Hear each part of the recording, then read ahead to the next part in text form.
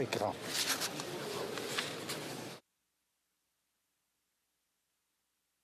Merci, Monsieur le Président. C'est encore un honneur de prendre la parole aujourd'hui dans cette session exceptionnelle.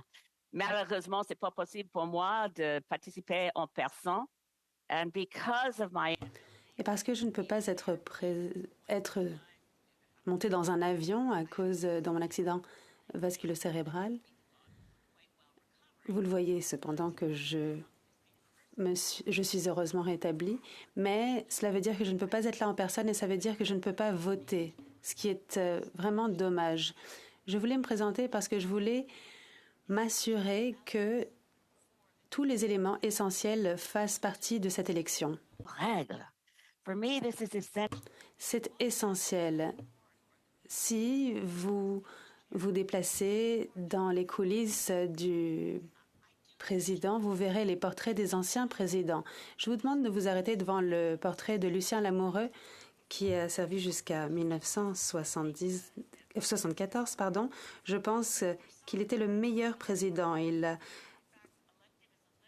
été élu en tant que libéral sous le gouvernement de Lester B. Pearson. Et lorsqu'il s'est présenté à cette élection, il l'a fait en fait à 2 reprises en tant que député indépendant. Il a aussi fait appliquer le règlement, ce qui voulait dire qu'il n'était pas toujours populaire et qu'il n'a pas été élu au début. Mais au début, on ignorait souvent le règlement 16-17, à savoir que l'on doit faire preuve de respect les uns envers les autres. Le député de Hull-Aylmer, je suis tout à fait d'accord avec lui. Respect, c'est la chose la plus importante, mais nous avons, comme d'habitude, une approche qui ignorait nos règles. Nous ignorons les règlements à notre propre péril. Je remercie le député de Nipissing-Témiscamingue pour son service et je pense que l'on aurait pu éviter cette tragédie si on avait suivi le règlement.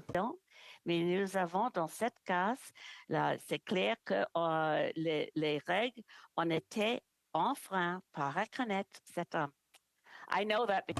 Je le sais parce que j'ai essayé de convaincre l'ancien président de reconnaître quelqu'un qui, je pensais, devait être reconnu dans nos tribunes, mais en fait, le docteur David Suzuki apparemment ne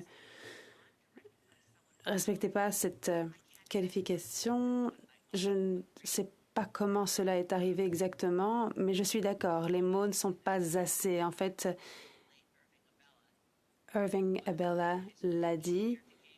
Il est plus facile d'entrer au Canada en tant que nazi plutôt que personne juive. Je pense qu'il faut qu'on en fasse davantage. On ne peut pas simplement dire pardon. Nous devons regarder notre histoire, tout comme on le fait lors de la journée de la vérité et de réconciliation, lorsque l'on reconnaît le génocide envers le peuple autochtone.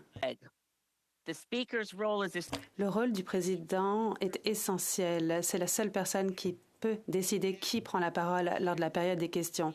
En 40 ans, le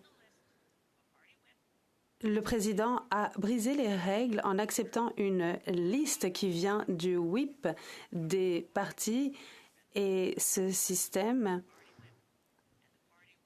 et ces décisions reviennent maintenant au whip et l'on ne devrait pas devoir faire plaisir au whip si l'on veut que cet endroit soit un endroit respectueux envers les Canadiens. Essayer plus fort et nous pouvons être meilleurs. C'est vraiment possible. And to the next... Et au prochain président ou la prochaine présidente, tous ceux qui se présentent à cette élection, je dois dire que vous êtes tous et toutes compétents pour combler ce poste. Si c'était mon rôle, bien, je serais vraiment ravie. Je ne pense pas que je serai élue, mais je vous encourage à voter pour celle ou celui qui sera le meilleur pour combler ce rôle. Je demande au président ou à la présidente qui va prendre la relève de suivre le règlement. Cela a été confirmé lorsque le député de Regina Campbell, en avril 2013, il l'a confirmé lors d'un rappel au règlement. C'est uniquement le président qui décide qui s'expriment lors de la période des questions et cela viendrait améliorer nos procédures. Je vous souhaite tous et toutes bonne chance. Et je veux dire seulement que I miss you all. I can't. Vous me manquez tous et toutes beaucoup. J'ai bien hâte de vous voir et vous savez que je vous aime tous et toutes. J'ai bien hâte de vous faire un câlin. Merci beaucoup. Que Dieu vous bénisse.